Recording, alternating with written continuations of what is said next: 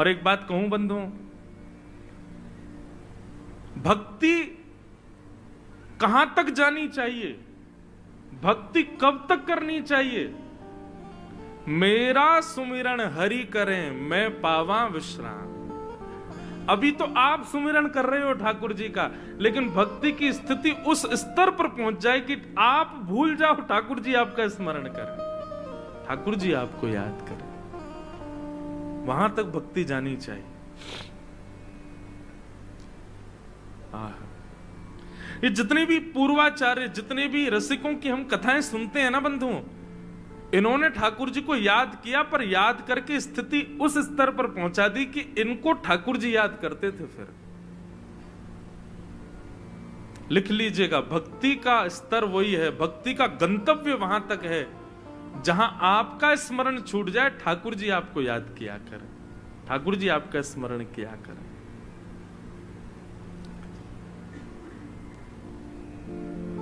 तो मुक्ति का मतलब होता है मृत्यु के बाद भगवान का दर्शन, पर भक्ति में सामर्थ्य है जीते जी भगवान का दर्शन।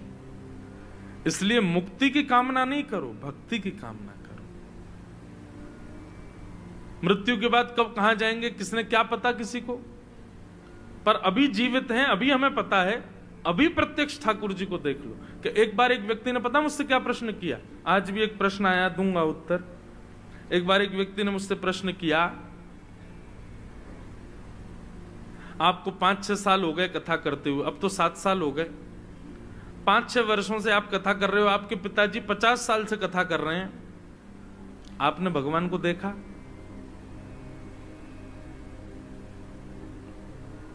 आप दुनिया को बताते हो आपने देखा? एक्सपीरियंस्ड व्यक्ति बोले तो बात समझ में भी आए। आजकल पढ़े लिखे लोग ऐसी बात पूछते हैं, पर हमारे भाव ये कहते हैं कई चीजें देखने का विषय नहीं होती, अनुभव का विषय होती। और एक बात आप बिल्कुल सत्य मान लीजिएगा, ठाकुर जी देखने के विषय नहीं है, ठाकुर जी अनुभव के विषय।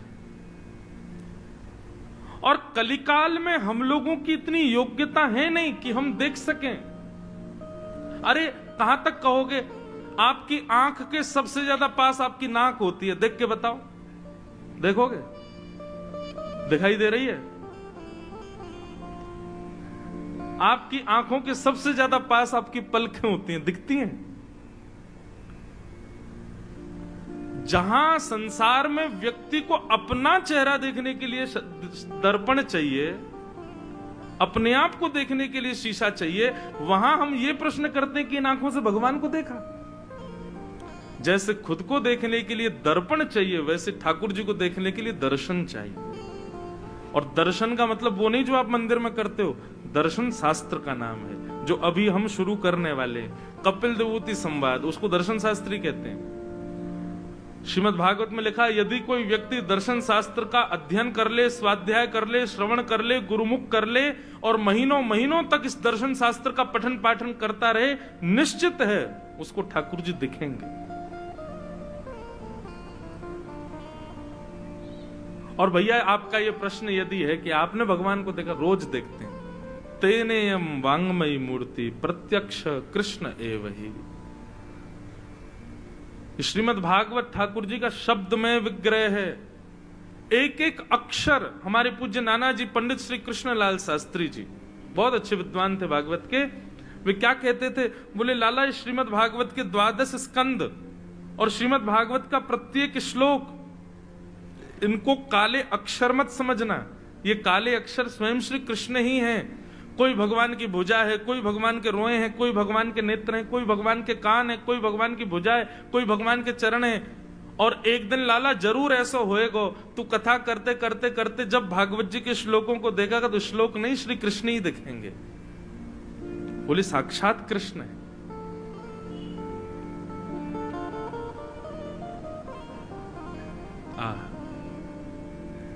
श्री कृष्ण। तो सुखदेव जी महाराज परीक्षित से कहते हैं, परीक्षित अब मैं तुम्हें भागवत की मधुर कथा और उसमें आने वाले चरित्रों को सुनाता हूं। परीक्षित ने प्रश्न किया, भगवान ये सृष्टि क्या है, क्यों भगवान इसका निर्माण करते हैं, कारण क्या है, हमें इसके बारे में बताओ। तब यहां पर सुखदेव जी ने परीक्षित को सृष्टि का विषय बताया, सृष्टि क्या है, कैसे है, उसके विषय में बताया।